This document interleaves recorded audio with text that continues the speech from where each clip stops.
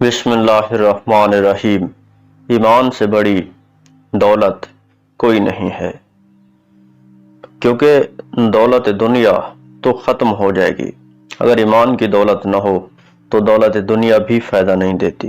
انسان گمراہی میں بڑھتا ہی جاتا ہے، وہ غلط راستے پر بڑھنا شروع کرتا ہے، اس طرح وہ زوال کا شکار ہوتا جاتا ہے، اس کی عزت ختم ہو جاتی ہے، اس کا معیار جاتا رہتا ہے، وہ تباہ و برباد ہو جاتا ہے، دوسروں کو بھی تباہ کرتا ہے، خود بھی تباہ ہوتا ہے۔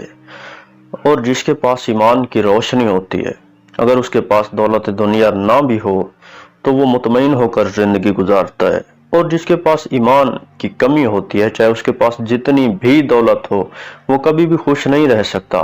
خوش رہنے کے لیے ضروری ہے کہ انسان کے پاس ایمان ہو۔